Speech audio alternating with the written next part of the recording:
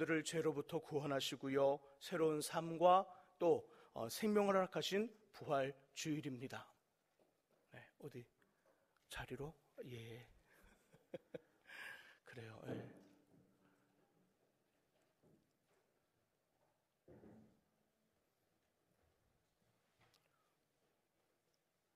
처음부터 다시 하겠습니다.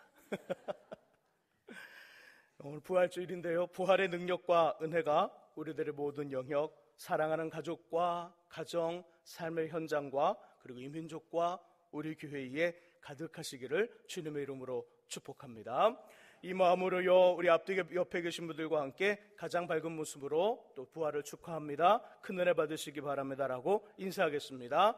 부활을 축하합니다. 큰 은혜 받으시기 바랍니다. 부활을 축하합니다. 큰 은혜 받으시기 바랍니다. 자, 이제 서로 보시고 이쪽은 저쪽을, 저쪽은 이쪽을 손 흔들며 인사하겠습니다. 부활을 축하합니다. 큰 은혜 받으시기 바랍니다. 부활을 축하합니다. 큰 은혜 받으시기 바랍니다. 함께 읽은 본문은요, 안식일이 다 지나고 다음날 새벽, 곧 주일 아침에 일어난 사건입니다. 예수님은 십자가의 죄인으로 금요일 약 오후 3시 정도에 돌아가십니다. 그 시간에 죽으셨죠. 그리고 유대인들은 오후 5시가 되면, 금요일 오후 5시가 되면 안식일로 들어갑니다.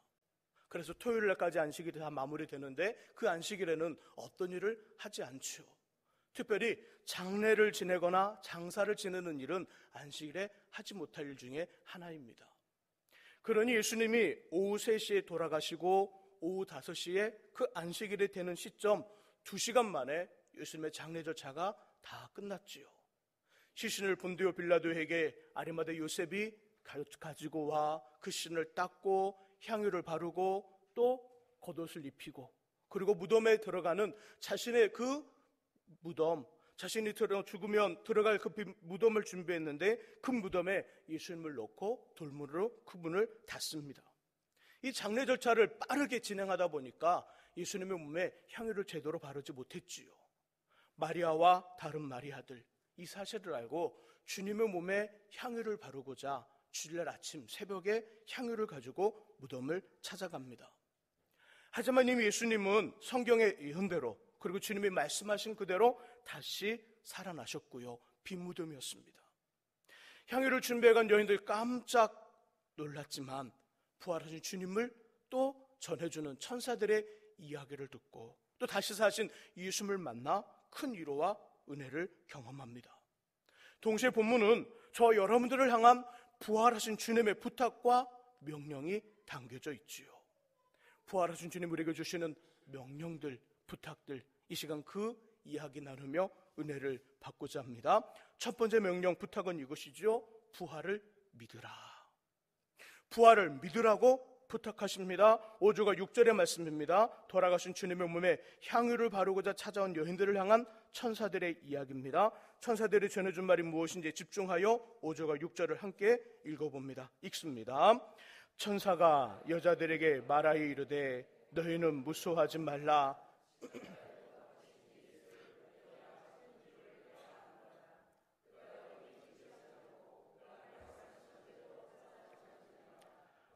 그가 누우셨던 것을 보라. 아멘. 천사들이 여인들에게 전해준 이야기 뭘까요? 조금 길지만 한마디로 표현한다면 주님이 부활하셨다는 거예요. 6절 중반부에 말씀하기를 그가 말씀하신 대로 살아나셨느니라. 살아나셨느니라. 어제 그제 3일 전에 십자가의 죄인으로 철저히 물 한 방울, 피 한 방울 남기지 않고 죽으셨던 예수님이 다시 살아나셨다는 것입니다. 이 사실을 그 당시 살아가는 사람들, 많은 사람들을 믿지 않았지요. 그리고 그 당시 사람들 몇 가지 거짓말로 예수님의 다시 사심을 부인하고 인정하지 않습니다. 그들이 말했던 그 몇 가지 거짓말된 주장, 첫 번째는 사기. 예수님의 제자들이 살아나지 않은 예수님을 살아났다고 거짓말하더라. 사기를 친다는 거지요. 첫 번째 사기라고 말합니다. 두 번째는 기절설. 주님이 실제로 살아난 것이 아니라 잠깐 죽으시지 않고 죽으신 것이 아니라 잠깐 기절했다가 깨어났더라. 기절설을 말합니다. 세 번째는 환상설. 주님의 그 부활하심이 실제로 만져지는 그 예수님의 모습이 아니라 정신이 이렇게 좀 약간 이상하게 너무 흥분된 이 여인들과 제자들이 환상을 보고 야, 주님이 다시 살아나셨어, 이렇게 말했다는 거예요. 네 번째는 도적설입니다. 주님의 제자들이 그 예수님의 시체를 도둑질하고 살아났다고 말한다는 것이지요. 하지만 이 주장마저도, 그들이 말하는 사기설, 기절설, 환상설, 도적설마저도 예수님이 다시 살아났음을 우리에게 말해주고 있습니다. 제자들이 거짓말을 했더라, 사기를 쳤더라. 어떤 어리석은 사람이 자신이 거짓말하고 자신의 사기친 일에 자신의 생명을 거는 사람은 없습니다. 분명히 그것이 거짓말인지 알거든요. 왜? 자기가 거짓말을 했으니까. 자기가 거짓말한 것에 자신의 생명을 거는 사람은 없다는 거지요. 그러나 예수님의 모든 제자들, 가룟 유다가 중간에 바뀌지만 12명의 제자들은 모두 다 자신의 생명을 버리며 순교하며 예수님을 전합니다. 자신이 거짓말한 것에 자신의 생명을 건다고요? 있을 수 없는 일이지요. 기절설, 주님은 죽지 않으셨다, 잠깐 기절했다, 다시 깨어났다. 그 당시 예수님 당시에 십자가의 죄인들은요, 안식일이 다하여 가면 십자가의 죄인을 묶어 놓을 수 없기에 그 죄인을 내립니다. 내릴 때 로마의 군인들은 이렇게 확인하죠. 이 죄인이 죽었는지 안 죽었는지 확인하고요, 다리를 꺾습니다. 다리를 부러뜨린다는 거예요. 만일 안 죽었는데 생명이 정말 기절하여 있는데 십자가에서 내려놓으면 그 기절한 사람이 살아나 깨어나 도망칠 줄 알고 두 다리를 부러뜨려요. 성경 꺾었다 표현하는데 부러뜨립니다. 도망치지 못하도록. 근데 예수님은 죽음을 확인한 후 창으로 옆구리를 찔러 피 한 방울 무함을 남기지 않고 다 쏟게 하셨죠. 이것이 증명하고 있어요. 곧 기절이 아니라 진짜 죽으셨다 살아났다는 것이지요. 환상설, 환상이란 뭘까요? 환상에는 보여지지만 만져지지 않아요. 환상이란 보여지지만 손이 통과돼요. 만져지지 않는 거죠. 그러나 예수님은 그 부활하신 후 제자들과 함께 아침 조반을 먹으면서 떡과 고기를 먹습니다. 이 모습들, 시간과 공간의 제한을 받지 않으나 분명한 형체가 있는 부활, 주님의 부활은 이렇게 확실하지요. 도적설, 제자들이 예수님의 시체를 도둑질했대요. 그 당시 로마 군인은요, 세계 최강입니다. 최강. 세계 최강의 그 로마 군인들을 군대 어떤 군사 훈련도 받지 아니하는 오합지졸의 그 11명의 제자들이 찾아가 군인들을 제압하고 도움문을 열고 예수님의 시체를 가져갔다고요? 이건 더 힘든 일인 것이지요. 결국 그 안에, 무덤 안에서 부활하신 주님이 돌문을 열어 그 밖으로 나온 이야기가 예수님의 부활인 것이지요. 이처럼 예수님은 성경이 증명하는 내용입니다. 성경이 예수님은 다시금 살아났다는 이야기를 해주고 있고요, 반대 세력마저도 그들의 증거가 예수님이 살아났음을 이야기하고 있습니다. 저는 분명히 이 아침, 주일 새벽 아침에 다시 살아나셨습니다. 이 사실을 꼭 믿으시기를 예수님 이름으로 부탁드립니다. 두 번째, 본문에 그 부활하신 예수님 주시는 부탁 두 번째는요, 아무것도 염려하지 말라는 거예요. 아무것도 걱정하지 말라.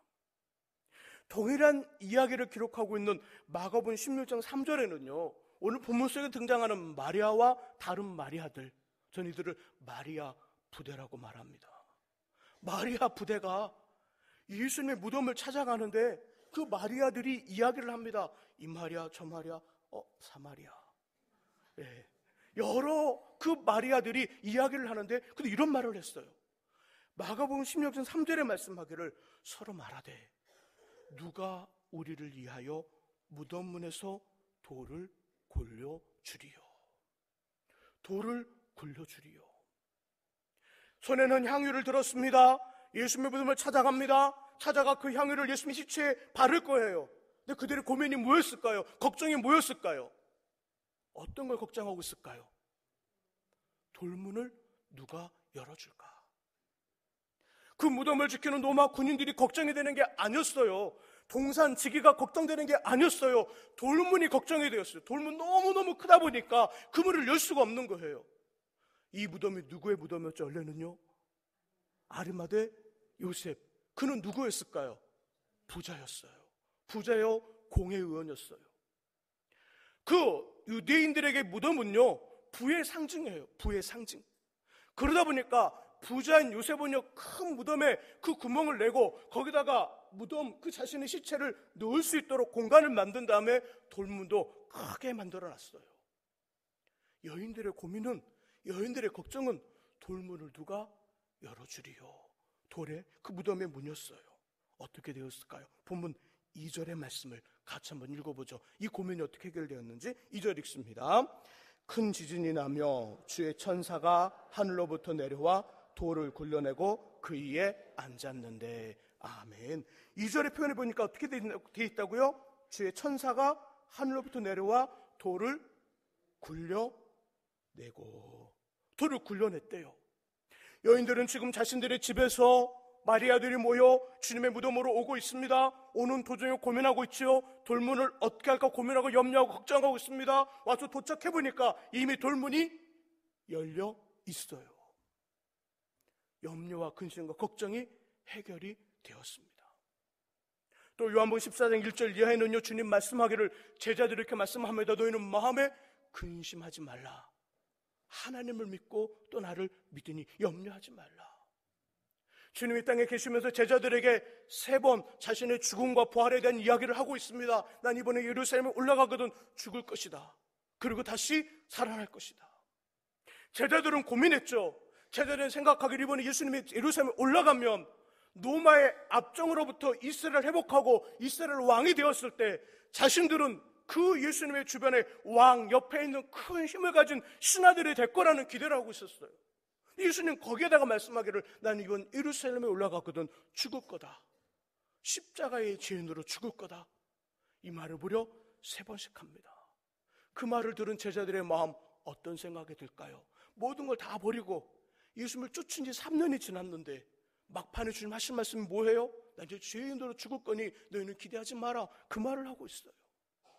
그랬더니 그 말을 들은 제자들의 근심과 걱정 속에 예수님 말씀합니다. 근심하지 말라. 내가 가서 하나님 나라에 너희 처소를 다 준비하거든 다시 오리라.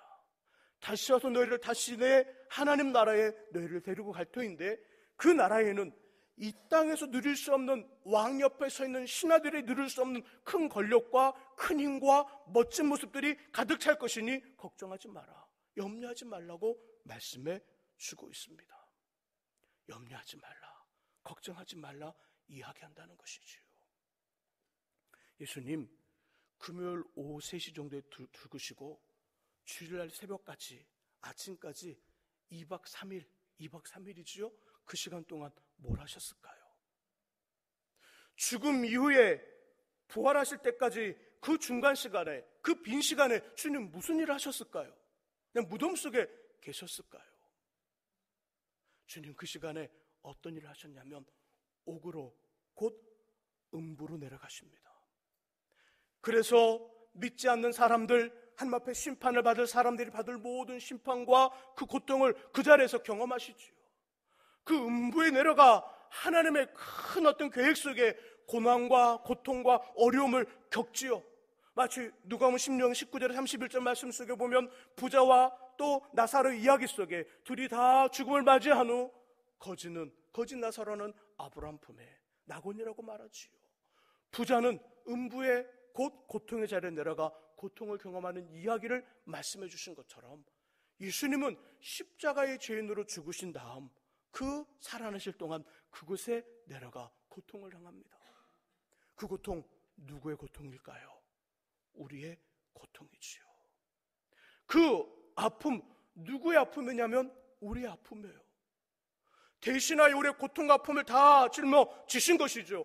동시에 죽음의 그 모든 것들을 극복하고 약속하신 그대로 3일 만에 다시 살아나셨습니다. 음부에서 다시 살아나 하나님 앞에 서는 그 모습은 죽음을 극복하는 우리들의 이야기를 해주고 있습니다. 이 땅의 삶을 살아가면서 죽음보다 더 큰 문제가 있을까요? 죽음보다.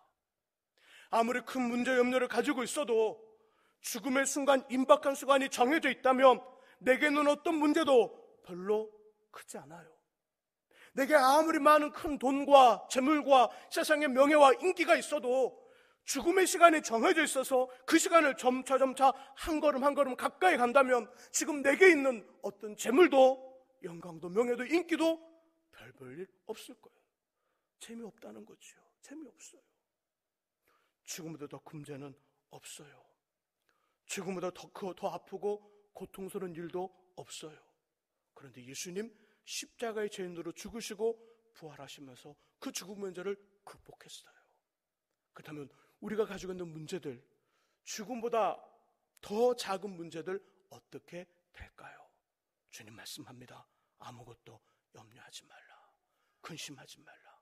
걱정하지 말라. 죽음을 이기겠으니 이 문제 또한 내가 이기게 하리라. 부활하신 주님과 함께 늘 승리하는 삶 사시기를 주 이름으로 축복합니다. 한 가지 더, 세 번째는요, 항상 기뻐하라 부탁하십니다. 항상 기뻐하라. 9절의 말씀, 부활하신 예수님이 여인들에게 하시는 말씀이죠. 9절의 말씀을 같이 한번 읽어봅니다. 9절 읽습니다. 예수께서 평안하냐 하시거늘 여자들이 나아가 그 발을 붙잡고 경배하니 아멘. 아멘.